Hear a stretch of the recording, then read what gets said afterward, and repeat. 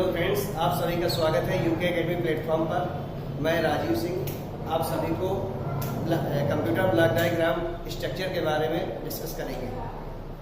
ठीक, चलिए देखते हैं क्या होता है कंप्यूटर का ब्लॉक डायग्राम। सबसे पहले आप लोगों को इस स्ट्रक्चर के बारे में देखना है कि कंप्यूटर की इंटरनल स्ट्रक्चर किसके साथ शुरू होती है और उसमें कौन कौन से कंपोनेंट लगे होते हैं। तो चलिए शुरू करते हैं। क्या होता है, इसका जो सबसे मेन पार्ट होता है वो है सीपीयू, जो हम सबसे पहले बनाएंगे।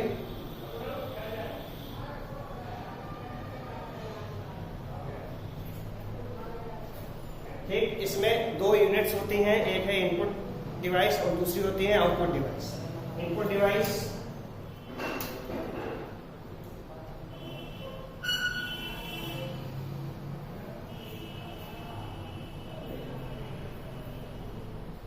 डिवाइस और दूसरा है आउटपुट डिवाइस।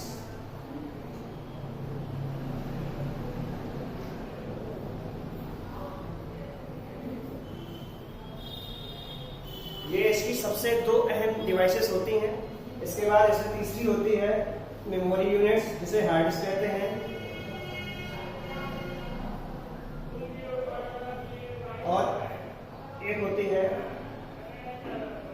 मेमोरी, रैम और रोम। रैम और रोम इनपुट डिवाइस के आधार पर देखा जाए तो सबसे पहले इसमें और भी बहुत सारे कंपोनेंट्स आते हैं, जैसे है आपका कीबोर्ड्स, माउस, कैमरा, जॉयस्टिक,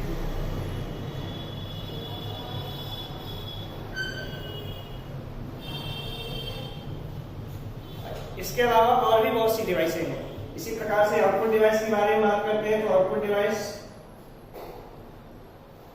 में सबसे पहले आपका आ रहा है मॉनिटर,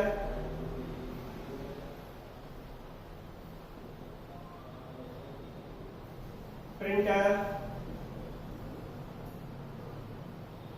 साउंड।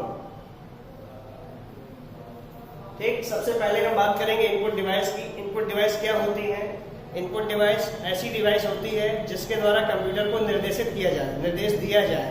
ऐसी डिवाइस को बोलते हैं इनपुट डिवाइस, और इसी के आधार पर उसके एग्जाम्पल को तय किया जाता है। जैसे कीबोर्ड के द्वारा, कीबोर्ड एक कंप्यूटर का कौन सा पार्ट होगा? इनपुट पार्ट है। कैसे? क्योंकि कीबोर्ड के द्वारा हम कंप्यूटर को कार्य करने के लिए निर्देश दिया करते हैं। हमें कोई भी फंक्शन लिखना है, कंप्यूटर पे कुछ भी टाइप करना है, उसके लिए हमको यूज करना होगा कीबोर्ड। ठीक, अभी हम इसके वर्गीकरण के बारे में भी जानेंगे। कीबोर्ड के और भी वर्गीकरण होते हैं, लेकिन हम सबसे पहले अभी केवल इतना जान लें कि इनपुट डिवाइस क्या था, हमने ये जाना। अभी उसके बाद इनपुट डिवाइस के क्या क्या एग्जाम्पल होते हैं वो जाना, और उसके बाद सारे एग्जाम्पल को जानने के बाद हम उन एग्जाम्पलों का वर्गीकरण करेंगे। तो हमने अभी देखा कीबोर्ड के बाद हमने देखा जॉयस्टिक गेम खेलने के काम आता है, और इसके द्वारा जब हम गेम खेलते हैं तो उसको कंट्रोल करते हैं। गेमिंग के जो फंक्शन होते हैं उन्हें कंट्रोल किया जाता है इसके द्वारा, इससे निर्देशित किया जाता है, इसीलिए इसको बोलते हैं जॉयस्टिक। माउस आप लोग सब लोग जानते होंगे, माउस भी इनपुट डिवाइस के अंतर्गत आता है। कैमरे से हम पिक्चर टेक करते हैं, इसका भी काम क्या है? इनपुट डिवाइस की तरह ही होता है। उसके बाद आता है कंप्यूटर का ब्रेन, जिसे कहते हैं brain of computer, CPU, central processing unit full form है इसका। इसके अंतर्गत बहुत सारी यूनिट और भी साथ में काम करती है, जैसे सीयू काम करती है, जिसे कंट्रोल यूनिट के नाम से जानते हैं। एलयू काम करती है, जिसे अर्थमेटिक लॉजिक यूनिट के नाम से जानते हैं। और इसी से जो कंप्यूटर का ब्रेन कहा जाता है, इसीलिए इसको ब्रेन कहते हैं, क्योंकि ये पूरे कंप्यूटर के फंक्शंस को कंट्रोल करता है। और इससे हमने देखा जुड़ा हुआ हार्ड डिस्क है, जो कि कंप्यूटर की मेमोरी को स्टोर करता है। और इससे एक दो चीजें और जुड़ी होती हैं, रैम और रोम, जिसे रैम, इनको प्राथमिक मेमोरी के अंतर्गत कहते हैं। अभी हम इसका भी क्लासिफिकेशन पढ़ेंगे कि इसमें बहुत सारी चीजें और भी होती हैं, लेकिन जो जनरल वक्त होता है जिनका, वो दो का होता है, एक रैम का और रोम का। रैम को रैंडम एक्सेस मेमोरी बोलते हैं,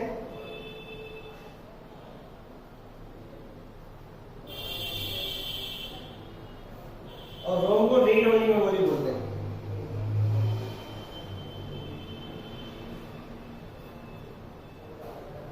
रैंडम एक्सेस मेमोरी और रीड ओनली मेमोरी, इनके नाम से पता चल रहा है कि रैंडम एक्सेस मीन्स होता है लागू करना, मेमोरी मीन्स मेमोरी क्षमता जिसमें डाटा को स्टोर किया जाए, और रीड ओनली मेमोरी केवल जो ऐसी मेमोरी जिसको केवल कंप्यूटर रीड करता हो, पढ़ता हो। ठीक, उसके बाद इसमें हम देखते हैं आउटपुट डिवाइस, क्योंकि हमने पहले इनपुट दिया वो प्रोसेस हुआ होगा, प्रोसेस होकर मेमोरी पे सेव होता है और उसके आधार पे वो क्या करता है, अपना आउटपुट कंप्यूटर देता है। ठीक है, तो ये आउटपुट डिवाइस हो गई। आउटपुट डिवाइस में आपका मॉनिटर, प्रिंटर और साउंड। मॉनिटर से आपको डिस्प्ले प्राप्त होता है स्क्रीन पे, प्रिंटर से आपको हार्ड कॉपी में इंफॉर्मेशन प्रिंट होके आती है, साउंड से आपको आवाज सुनाई देती है जो बोला जाता है माइक के द्वारा। माइक चूंकि आपका इनपुट डिवाइस होता है, जबकि साउंड जो आपको प्राप्त होता है वो आउटपुट डिवाइस के अंतर्गत आता है। ठीक है फ्रेंड्स, अब चलिए हम लोग चलते हैं इनपुट डिवाइस के अंदर जो हमने एग्जांपल पढ़ा उसके क्लासिफिकेशन पढ़ते हैं। जैसे हमने सबसे पहले पढ़ा कीबोर्ड, तो अब हम कीबोर्ड के बारे में डिस्कस करते हैं।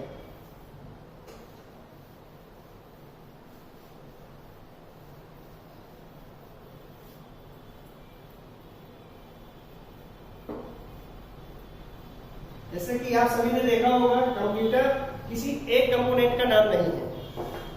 जब कंप्यूटर के सभी अंग आपस में जुड़ते हैं, सारे पार्ट जो आपने ब्लॉक डायग्राम में देखे, ये सारे पार्ट जब एक साथ कंप्यूटर में जुड़ जाते हैं तब वो मशीन कंप्लीट बनती है, उसे कहते हैं कंप्यूटर। अगर उस मशीन का कोई भी एक ऐसा पार्ट अलग है जो उससे जुड़ा ही नहीं है, वो तब तक कंप्यूटर नहीं कहलाएगा जब तक उसके सारे पार्ट उससे जोड़ नहीं दिए जाते या उससे लगे नहीं होते। अगर इसका कोई भी एक पार्ट इससे अलग कर देते हैं तो वो कंप्लीट कंप्यूटर नहीं है, ना ही उससे हम कंप्लीट वर्क कर पाएंगे। इसके लिए हमें सारे, इसीलिए इसका ब्लॉक डायग्राम आपको शो कराया गया, दिखाया गया है। ठीक, तो चलिए फ्रेंड्स अब हम पढ़ते हैं कीबोर्ड का वर्गीकरण। कीबोर्ड का वर्गीकरण। कीबोर्ड कंप्यूटर का बहुत अहम पार्ट है, क्योंकि इसके बिना कंप्यूटर पे वर्क करना पॉसिबल ही नहीं है। इसलिए सबसे पहले हम कीबोर्ड को इनपुट डिवाइस के अंतर्गत जानते हैं, और इसके दो तरह के होंगे, इसका वर्गीकरण दो तरह से किया गया। फर्स्ट है एक नॉर्मल कीबोर्ड बोलते हैं,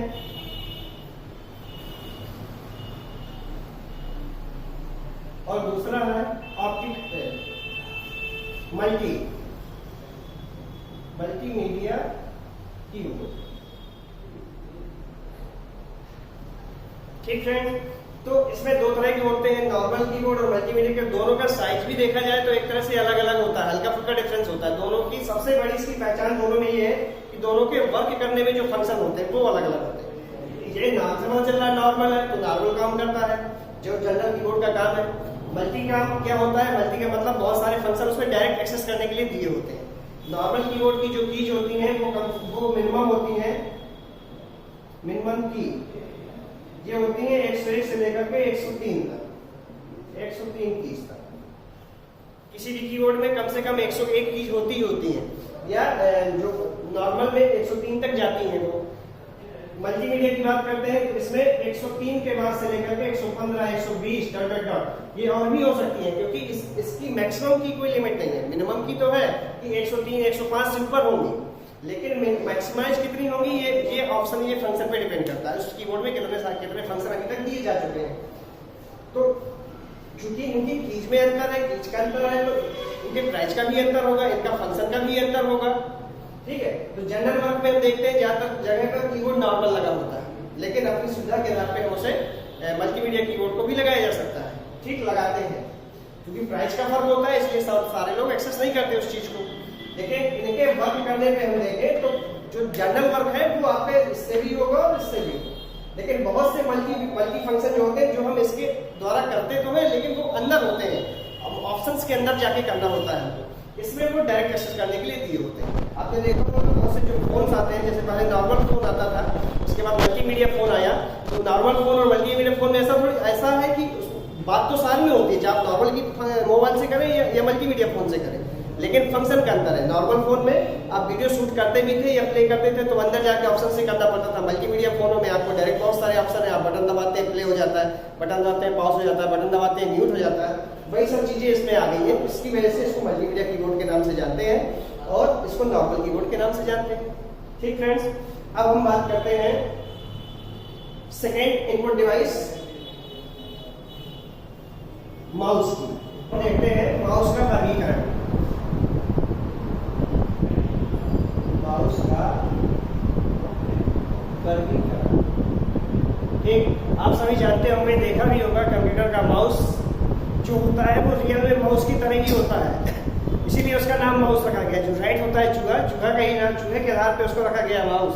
क्यों? क्योंकि उसकी जो चूहे की टेल होती है उसी तरह से माउस में भी टेल होती है।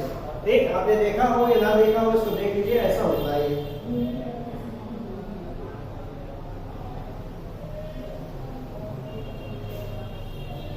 और एक यहाँ पे रोलिंग बटन लगी होती है स्क्रॉल करने के लिए, जो कि पेज को अप डाउन करता है। तो पूछा करता है कि माउस में सबसे पहले पूछता है कि माउस में कितनी बटन्स होती हैं। तो देखिए सामने लिखता है, ये रोज हम डेली बेस पे देखते हैं कि माउस में कितनी बटनें होती हैं, और मैंने एक डायग्राम के माध्यम से भी आपको दिखाने की कोशिश किया है। इसमें देखिए 3 बटनें हैं, 1, 2 और 3, ये 3 बटनें हैं। इन 3 बटनों को बोलते हैं, जो पहली बटन होती है वो आपकी लेफ्ट बटन होती है, इसको बोलते हैं राइट बटन, और इसे बोलते हैं रोल करने के लिए रोलिंग बटन कह दीजिए। ये स्क्रॉल करने के लिए स्क्रॉलिंग भी बोलते हैं इसको। ठीक, तो होती 3 बटन है, 1, 2 और 3। तीनों का फंक्शन अलग अलग है। सबसे ज्यादा जो वर्क होता है वो इस बटन का होता है, लेफ्ट। ठीक, और जो चूहे में जो टेल होती है पूंछ, वो इसका वायर होता है, माउस का वायर होता है। ये माउस भी 2 तरह से दिखते हैं। एक आपने देखा होगा, कुछ लोग बोलेंगे कि सर हमने तो पूंछ वाला देखा ही नहीं है। तो जिसमें पूंछ वाला नहीं होता उसमें आपको ब्लूटूथ कनेक्टिविटी से होता है, उसमें आपका वायर नहीं होता, वो विदाउट वायर होता है। ठीक है, तो एक वायर बोलते हैं, एक विदाउट वायर बोलते हैं, या कहते हैं वायरलेस है। ये इसी को वायरलेस बोलते हैं, जिसमें आपका वायर नहीं लगा होता, लेकिन ये होता है ब्लूटूथ। इसकी कनेक्टिविटी जो होती है वो ब्लूटूथ के माध्यम से होती है, और जिसमें वायर लगा होता है उसकी कनेक्टिविटी सीधे वायर से होती है। ये फर्क होता है, लेकिन उसमें बटनों का कोई फर्क नहीं होता, बटन सब में सेम होगी। ठीक, तो हम देखते हैं ये माउस का वर्गीकरण, और इसमें हम बात करते हैं माउस। माउस में देखते हैं कि ये 2 तरह का होता है। एक बॉल माउस है, बॉल माउस, और एक होता है ऑप्टिकल माउस, ऑप्टिकल माउस। ठीक, ये बहुत पहले की प्रथा में चलता था बॉल माउस। बॉल माउस की पहचान क्या थी? अगर हम इस माउस के निचला हिस्सा, इसको पलटा के देखते कि नीचे का हिस्सा जब हम देखते थे तो उसमें एक राउंड करके बॉल लगी होती थी। उस बॉल का काम ये होता था कि जब भी वो सरफेस से उसको ड्रैग किया जाता था, तो सरफेस के टच में आने पर जब ड्रैग होता था, तो जो आपका स्क्रीन पे देखा होगा आपने, मॉनिटर की स्क्रीन पे एक ऐसा एरो दिखाई देता है।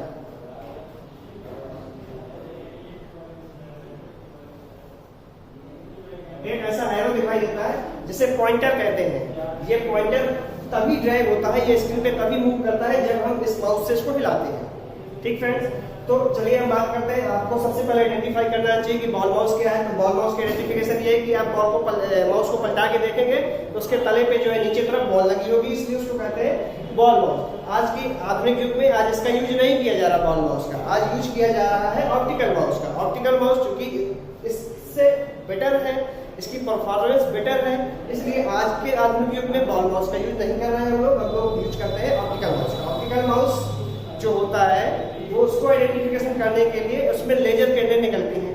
लेजर किरणों के माध्यम से ये क्या करता है, मूव करता है, और ये स्क्रीन पे जो पॉइंटर होता है उसको ड्रैग कराता है। इसमें ऊपर लाइट जलती रहती है, एक तरह की लाइट लगी होती है जो वो जलती रहती है, जिससे हमें पहचान हो जाती है कि ऑप्टिकल माउस है। ठीक, और हम सबसे पहले एक चीज आपको बता दें कि जो माउस है उसको उसका जो इन्वेंशन किया गया था, लंच की बनाया था, वो उनका नाम है डगलस एंजेलबर्ट। डगलस लिख देता हूं, डगलस एंजेलबर्ट। ये माउस के फाउंडर थे। कौन थे? Founder of mouse. ये इनका नाम था डगलस एंजेलबर्ट, जिन्होंने सर्वप्रथम माउस का आविष्कार किया था। और ये 2 कंपोनेंट जो कंप्यूटर के लिए बहुत ही जरूरी है, पहला था आपका कीबोर्ड, और दूसरा है आपका माउस। ठीक, तो बात करते हैं क्लासिफिकेशन ऑफ मेमोरी का वर्गीकरण। अभी आपने देखा माउस का वर्गीकरण, अब हम बात करेंगे कंप्यूटर की मेमोरी का वर्गीकरण। मेमोरी किसी भी डिवाइस तो छोड़ दो, किसी भी यूनिट का, वो चाहे यूनिट आपकी ह्यूमन की ही क्यों ना हो, मेमोरी बहुत ही अहम पार्ट है। जैसे ह्यूमन की मेमोरी की बात करें तो किसी इंसान की अगर मेमोरी लॉस हो जाती है, टेम्पर ऑफ मेमोरी कह देते हैं उसको, जैसे मेमोरी शॉर्ट हो जाती है उसकी गजनी, तो उसकी मेमोरी चली गई तो क्या होगा, उसका पर्पज बेकार हो जाता है, उस इंसान का पर्पज बेकार हो गया, उसका एम जो था वो बेकार हो जाता है। तो कंप्यूटर इसी तरह से कंप्यूटर में भी बनाया गया मेमोरी, क्योंकि मेमोरी का ही वर्क है टोटल। अगर उसका डाटा लॉस हो जाए या डाटा वर्क नहीं कर रहा सही प्रॉपर वे पे, तो क्या होगा, वो डिवाइस अपना फंक्शन नहीं करेगी सही से। इसीलिए मेमोरी बहुत अहम पार्ट है किसी भी डिवाइस का। तो हम बात करते हैं मेमोरी का वर्गीकरण।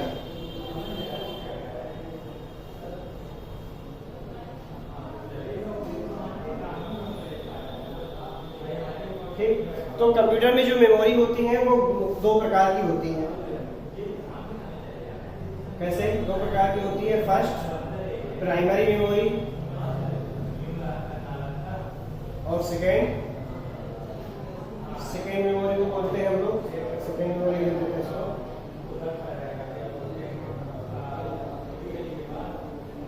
ठीक, प्राइमरी मेमोरी को हम बोलते हैं मेन मेमोरी, इसको मेन मेमोरी के नाम से भी जानते हैं। ठीक है, और इसको कहते हैं ऑक्सिलरी मेमोरी,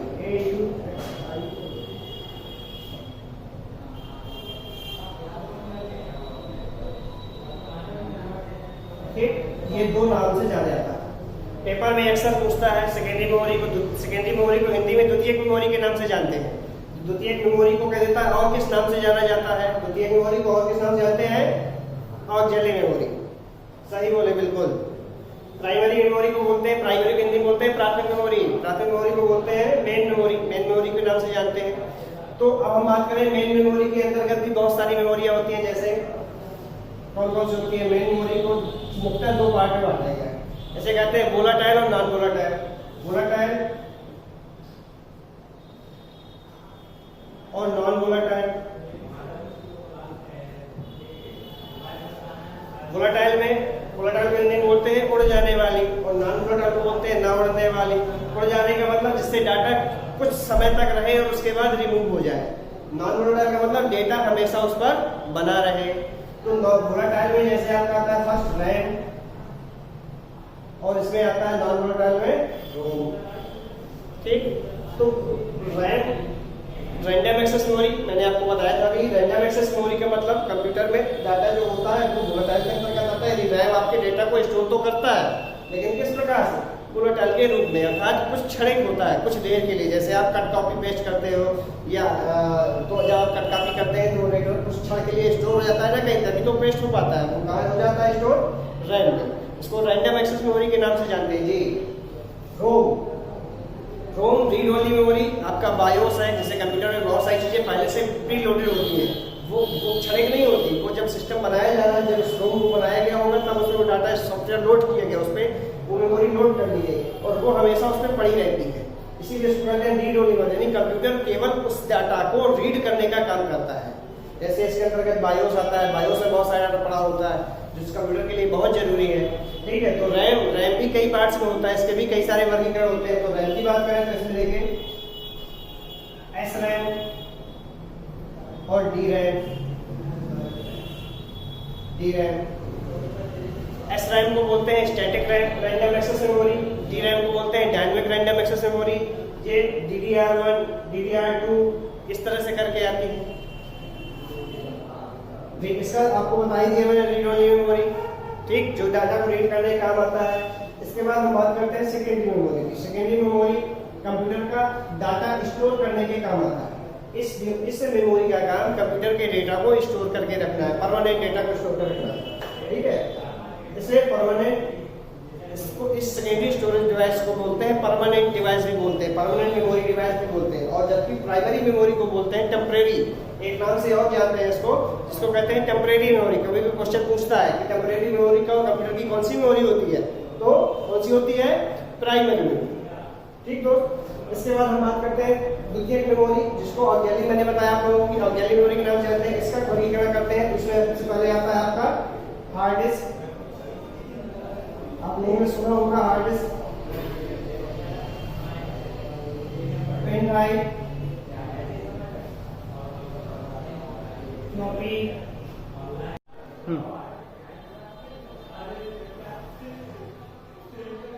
और लास्ट है ब्लूरे डिस्क।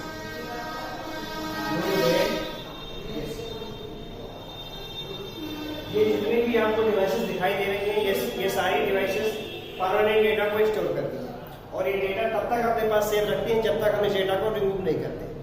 ठीक, इन जितनी भी डिवाइसेस हैं, इन डिवाइसों के आने से सबसे ज्यादा फायदा हमको ये हुआ कि एक तो ये सबसे ज्यादा ह्यूज डेटा को स्टोर करता है, जो बड़ा डाटा है हमारा वो सेव रखता है, और इसको ले जाने लाने में भी बहुत सहूलियत है। कहीं आपको ले जाना है, इनके साइज के आधार पे बहुत छोटी होती हैं, लेकिन स्टोरेज के आधार पे इनकी क्षमता बहुत अधिक होती है। ठीक, तो ये हार्ड डिस्क हो गया, पेन ड्राइव हो गया, फ्लॉपी हो गया, ब्लूरे डिस्क हो गया।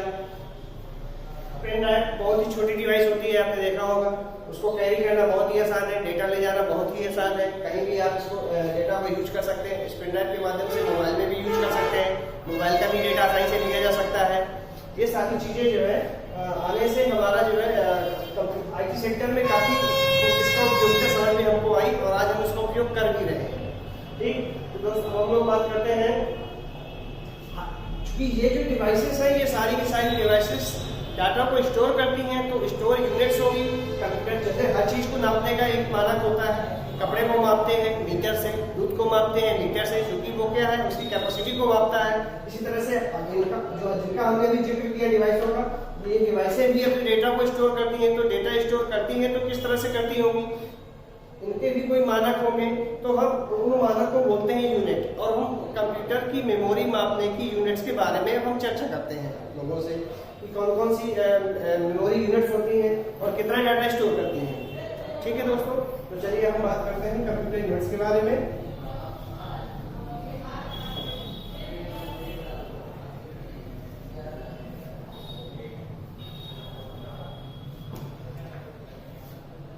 Memory units, memory unit. ठीक, मेमोरी यूनिट आपको क्या करती है, मेमोरी यूनिट के द्वारा हम कंप्यूटर में स्टोर किए जाने वाले डेटा को मापा जाता है। ठीक, आपने ज्यादा सुना होगा जीबी, जीबी सुना होगा, जिसको कहते हैं कि जैसे हम लोग मोबाइल लेने जाते हैं, बोलते हैं कि सर हमको जो है ज्यादा जीबी वाला मोबाइल दे दो जिसमें ज्यादा डाटा स्टोर होता हो, कि 2 GB, 3 GB, 4 GB, 10 GB, 6 GB। तो ये जीबी, जीबी का मतलब होता है गीगाबाइट। ये कंप्यूटर मेमोरी की एक यूनिट है। इसके अलावा भी बहुत सारी यूनिट होती है आपकी बिट। ठीक है, बिट बोलते हैं इसको, बिट और बिट। ये सबसे कंप्यूटर की सबसे छोटी मेमोरी होती है। ठीक है, तो हम लोग शुरू करते हैं यहाँ से। 1 निबल बराबर 4 बिट। ठीक, इसके बाद होता है 1 बाइट बराबर 8 बिट। ठीक, इसके बाद होता है 1 KB equal to 1024 byte. 1 MB बराबर 1 MB बराबर 1024 KB। 1 GB बराबर 1024 MB। MB को बोलते हैं मेगाबाइट, मेगाबाइट।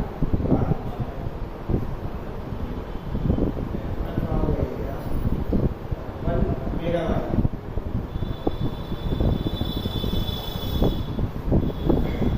KB का मतलब है किलोबाइट।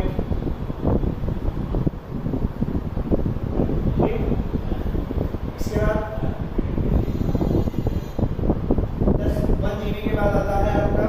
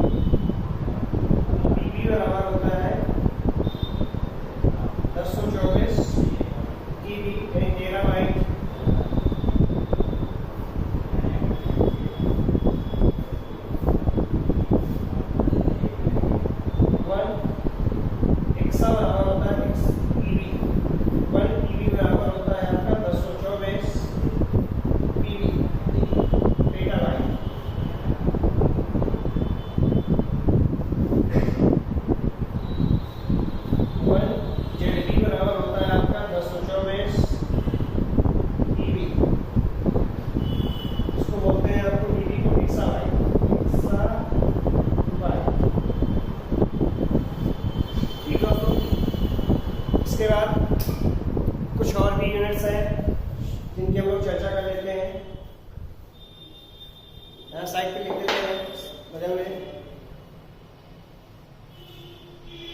1YB बराबर इक्वल टू होता है 1024 ZB। इसको बोलते हैं जोटा बाइट, जेटा बाइट।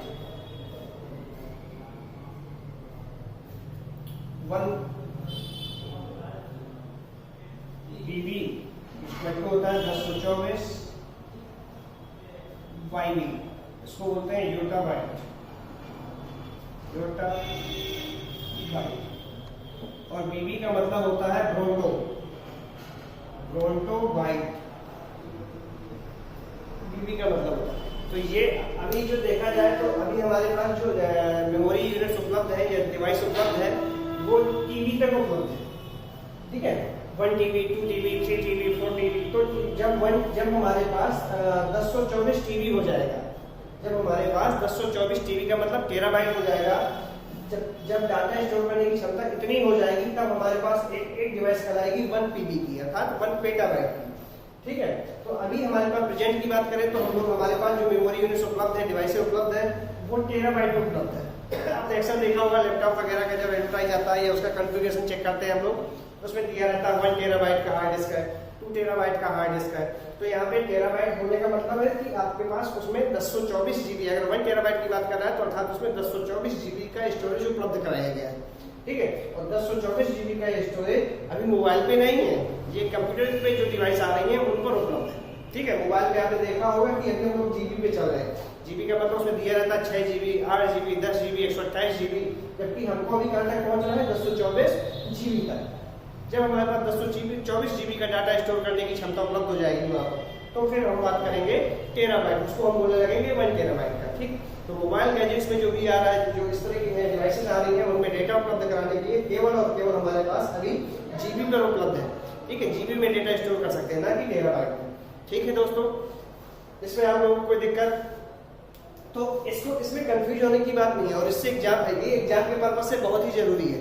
और किसी भी मेमोरी कंपोनेंट से मेमोरी डिवाइस का स्पेस मापना है तो इसी यूनिट के आधार पे मापा जाता है, ठीक है। मेमोरी यूनिट के आधार पे ही हम उन डिवाइसों का डाटा माप सकते हैं और तभी हम जान पाएंगे कि इस डिवाइस में कितना डाटा स्टोर हो सकता है, ठीक है। क्योंकि जब तक हमको इनकी डिवाइसों का ज्ञान नहीं होगा तब तक हम ये नहीं जान पाएंगे कि आखिर GB, हम सुनते तो हर रोज है कि GB कहते थे इसमें इतना MB है, इतना GB है, इतना TB है, लेकिन उसका मतलब नहीं समझते हम कि क्या होता है, आखिर क्या है ये MB, GB, TB। तो आज से आप लोगों को ये पता चल गया कि MB, TB, GB जो भी है ये आपके सामने लिखी हुई है और ये सारी की सारी क्या है, मेमोरी कंपोनेंट्स का स्पेस मापने की इकाइयां हैं जिसके आधार पर डेटा को मापते हैं, ठीक है। जैसे कि हर चीज को मापने के लिए अलग अलग यूनिट बनाई गई है। वेट मापना है तो किलो में मापते हैं, कपड़ा मापना है तो मीटर में मापते हैं, लिक्विड मापना है तो लीटर में मापते हैं। उसी तरह से जब स्पेस की बात करते हैं, डिस्टेंस की बात करते हैं तो किलोमीटर में मापते हैं, स्पीड की बात करते हैं तो डिस्टेंस अपॉन टाइम में मापते हैं। इसी प्रकार से ये है। तो मेमोरी को जब हम मापते हैं तो मेमोरी को मापने के लिए उसके लिए हमने यूनिट बनाई रखी है, उन यूनिट्स के आधार पर ही मेमोरी को मापा जाता है। और अगर ये बात एग्जाम पर्पज में क्या आता है, एग्जाम में अक्सर पूछता है, उनमें 4 ऑप्शन दिए होंगे, सीक्वेंस इसका यही है जी, सीक्वेंस को ध्यान रखिएगा, सीक्वेंस हमेशा इसका यही है, इसी सीक्वेंस के आधार पर इसको मापा जाता है। और एग्जाम में पूछा करता है, 4 ऑप्शन दे देगा और पूछेगा इनमें से सबसे बड़ी मेमोरी यूनिट कौन सी है। तो देख लीजिए इसमें जैसे ही नीचे बढ़ते जा रहे हैं वो सबसे बड़ी मेमोरी यूनिट आती जा रही है, ठीक है। अगर वो कहता है कि GB और MB और KB में सबसे बड़ा कौन सा है, तो देखो अगर हम GB की बात करते हैं तो 1 GB किसके बराबर है, 1024 MB के। और हम देखते हैं यहाँ पे जब 1024 GB मिलता है तब 1 टेराबाइट बनता है, तो GB ही सबसे बड़ा है। KB तो जब 1024 KB बनेगा तब 1 GB बनेगा ना, तो GB बड़ा है, KB से बड़ा है, GB बड़ा है, GB बड़ा है MB से, MB बड़ा है KB से, KB बड़ा है बाइट से। इस तरह से ये बढ़ते जा रहे हैं। कहा जाता है कि इनको क्रम से सेट करिए। तो देखिए जब भी क्रम की बात करता है ये, तो इसमें आपको क्या करना है, इस तरह से आता है। तो 4 ऑप्शन दिए होंगे, बोलेंगे इन 4 ऑप्शन दिए होंगे, चारों में सेट होगा। आपको केवल फाइंड आउट करना है कि राइट काउंट तरीके से जो सही है उसका सही क्रम कौन सा है। तो देखिए इस तरह से क्रम की बात करें तो आपको कुछ नहीं लगना। आपको सबसे पहले यहाँ से देखते हैं, मान लो बाइट आता है तो सबसे छोटा बाइट, फिर उससे बड़ा KB से बड़ा MB से बड़ा जीबी, जीबी से बड़ा टीबी, टीबी से बड़ा पीबी, और पीबी से बड़ा, पीबी से बड़ा है ईबी, और ईबी से बड़ा है जेडबी, और जेडबी से बड़ा है आपका वाईबी, और इसके बाद बीबी। ये बढ़ते हुए क्रम में दिया गया है। ठीक, इससे आपको फाइंड आउट हो जाएगा सबसे छोटा। सबसे छोटा तो कंप्यूटर की अगर मेमोरी यूनिट पूछता है तो बिट, ये मैंने लिखा 1 बिट सबसे छोटी यूनिट है। ये सबसे छोटी यूनिट की बात करता है कंप्यूटर की मेमोरी की। सबसे छोटी यूनिट कौन सी है? तो उसमें अगर ऑप्शन दिया है बिट बाइट तो आपको कौन सा लगाना है? बिट। ठीक है, अगर बिट ऑप्शन नहीं दिया फिर वहां पे पूछता है कि इनमें से कोई 4 ऑप्शन देगा तो इनमें से कौन सबसे छोटा है? तो सबसे छोटा तो यही है। ठीक, सबसे बड़ा पूछे तो अगर बड़ा, इसके बाद ये अंत नहीं है, इसके बाद और भी मेमोरी यूनिट्स होती है, लेकिन ये डिपेंड करेगा वहां पे ऑप्शन कौन सा दिया है। ऑप्शन के आधार पे देख के हम बता पाएंगे कि वो कौन सा बड़ा है। क्यों? क्योंकि हम ये नहीं कहेंगे कि ये लास्ट है, इसके बाद और भी मेमोरी यूनिट्स होती हैं, लेकिन हमारा हम जहां तक अभी यूज कर पा रहे हैं वो मैक्सिमम हमारा ये है। लेकिन हमने फिर भी इतने आगे की अभी यूनिट्स आपको बता दी हैं, लेकिन अक्सर पेपर में आता इन्हीं के अंदर है। ये जो 5 यूनिट आपको देख रही हैं इन्हीं के अंदर वो क्वेश्चन पुट अप करेगा और उन्हीं में से आपको जो है छोटा बड़ा पूछता है। लेकिन आपको ये दिमाग में रखना है, सबसे छोटे की बात करें तो बिट, ऑप्शन दिया है तो बिट, नहीं दिया तो बाइट। ठीक है, क्योंकि कैरेक्टर जो मेमोरी कैरेक्टर जो स्टोर करता है वो बिट में होता है, लेकिन बिट चूंकि कंप्यूटर की बहुत सबसे छोटी इकाई होती है, उसमें कोई एक कैरेक्टर 1 बिट का नहीं होता, इसलिए बिट को ले लेते। कम से कम 4 बिट का होता है, तब जाके एक निबल बनता है। ठीक है दोस्तों, तो ये थी आपकी कंप्यूटर की मेमोरी यूनिट्स जिनके आधार पर मेमोरी को मापा जाता है। ये आपको समझ में, आशा करते हैं आपको समझ में आ गया होगा सब चीजें।